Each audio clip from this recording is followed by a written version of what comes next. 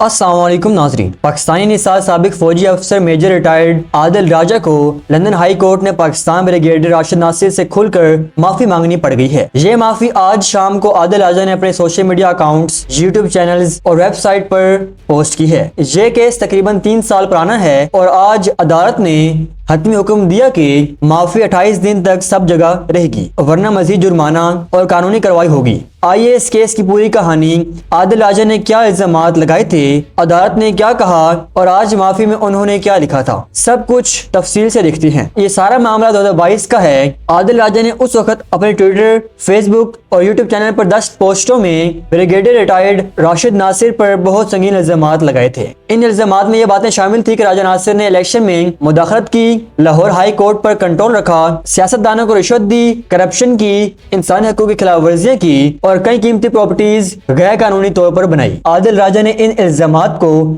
ثبوت کہہ کر پیش کیا تھا، مگر عدالت میں ایک بھی ٹھوس ثبوت نہ دے سکی۔ بریگیڈیئر راشد ناصر نے 2022 میں ہی لندن ہائی کورٹ میں ڈیفیمیشن یعنی کردار کشی کا کیس دائر کر دیا، کیونکہ عادل راجہ لندن میں رہائش پذیر تھے، اس لیے کیس برطانیہ میں چلا۔ جج مسٹر جسٹس رچرڈ اسپیئر مین نے اکتوبر 2022 میں فیصلہ سنایا کہ عادل راجہ کے تمام الزامات جھوٹے، بے بنیاد اور بدنیتی پر مبنی ہیں۔ عدالت نے عادل راجہ کو ہارنے والا قرار دیا اور ان پر 3,10,000 یورو یعنی تقریباً 11 کروڑ پاکستانی روپے کے اخراجات اور جرمانے عائد کیے۔ آج 11 دسمبر 2025 کو عدالت نے حتمی حکم دیا کہ عادل راجہ 28 دن تک عوامی طور پر معافی مانگیں اور یہ معافی ان کے تمام social media accounts, YouTube channel اور ویب سائٹ پر نمایاں جگہ پر رہے۔ عادل راجہ نے آج شام یہ معافی پوسٹ کی جس میں لکھا ہے کہ میں تسلیم کرتا ہوں کہ میرے 2022 میں لگائے گئے تمام الزامات غلط، جھوٹے اور بے بنیاد تھے۔ میں بریگیڈیئر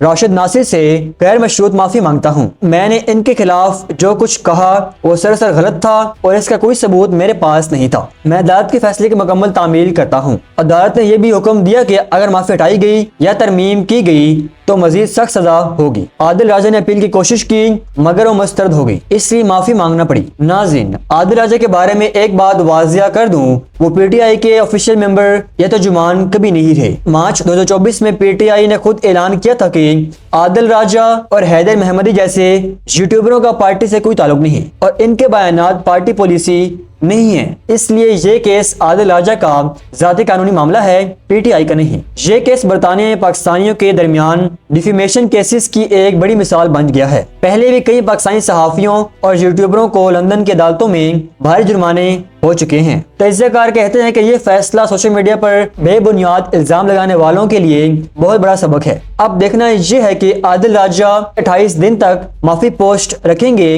یا پھر کوئی نئے ڈرامہ شروع کریں گے۔ صورتحال ابھی جاری ہے، مزید اپڈیٹس کے لیے ہمارے ساتھ رہیے۔